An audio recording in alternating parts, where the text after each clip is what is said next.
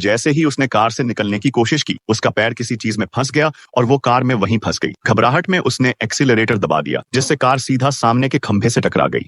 झटका लगने से गाड़ी के अंदर जो रहस्यमयी चीज थी वो छलक कर सीधा सारा के कप में गिर गई। उसी वक्त सारा गाड़ी से नीचे उतरकर दूर जाने लगी, लेकिन जेना अभी कार में ही होती है। तभी अचानक वह रहस्यमयी गाड़ी चालू हो गई और पूरी स्पीड से सीधा समुद्र की ओर भागने लगी। जेना देख रही थी कि गाड़ी की रफ्तार तेज होती जा रही है और उसे समझ नहीं आया कि क्या हो रहा है। जान बचाने के लिए वो कार की डिक्की में जाती है और उसे खोलने में सफल हो जाती है। गाड़ी जैसे ही पूरी स्पीड में समुद्र की तरफ गिरने लगी, जेना ने हिम्मत दिखाकर आखिरी पल में गाड़ी से छलांग लगा दी। दूसरी तरफ सारा को अब तक कुछ भी अंदाजा नहीं था कि उसके साथ क्या होने वाला है। वो सीधा एक ड्रिंक शॉप में पहुंची और वहां बैठे स्टाफ ने जल्दबाजी में उसके लिए एक ड्रिंक तैयार किया। सारा जो एक इंटरव्यू देने जा रही थी, उसने बिना सोचे समझे वो पूरा ड्रिंक एक ही सांस में पी लिया और फिर वहां से निकल गई। लेकिन तभी जब वो अपनी दोस्त से बात कर रही थी, अचानक सारा की नाक से खून बहने लगा और ये खून लाल नहीं बल्कि अजीब सा काला रंग दिखा रहा था। घबराई हुई सारा फौरन अपने घर लौट गई। जैसे ही सारा घर पहुंची, वो बाथरूम की तरफ भागी और वॉश बेसिन के पास झुककर जोर जोर से काला गाढ़ा तरल उल्टी करने लगी।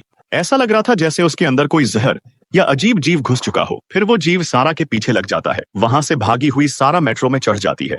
सारा जान बचाकर भाग रही थी, लेकिन पीछे से वो काला अजीब जीव उसका पीछा करता चला आ रहा था। जैसे ही सारा ट्रेन से उतरी, वो हड़बड़ाते हुए स्टेशन के बाहर की ओर भागी, लेकिन अगले ही पल उसे एहसास हुआ कि स्टेशन का गेट पहले ही लॉक हो चुका है। और उससे भी डरावनी बात यह थी कि वो अजीब सा काला जीव अब सीधे उसके सामने खड़ा था। डर के मारे सारा की सांसें तेज हो गईं, लेकिन तभी उसकी नजर एक तरफ लगे हाई वोल्टेज इलेक्ट्रिक जोन पर पड़ी। उसे याद आया कि पहले भी बिजली से जीव पत्थर बन गया था और शायद ये बिजली उसे रोक सकती है। उसने एक झटके में हिम्मत जुटाई, प्लेटफॉर्म से नीचे छलांग मारी और ट्रैक के साथ साथ दौड़ने लगी। बिजली की नंगी तारें बिल्कुल पास थीं। एक बड़ी छलांग लगाकर वो किसी तरह उन तारों से पार निकल गई, लेकिन पीछे से वो राक्षस अब भी उसका पीछा नहीं छोड़ रहा था। जैसे ही वो राक्षस हाई वोल्टेज की तरफ बढ़ा, एक भयानक धमाके के साथ उसकी पूरी काली परछाई तेज रोशनी में झुलस गई और अगले ही पल वो वहीं जला हुआ पत्थर बनकर गिर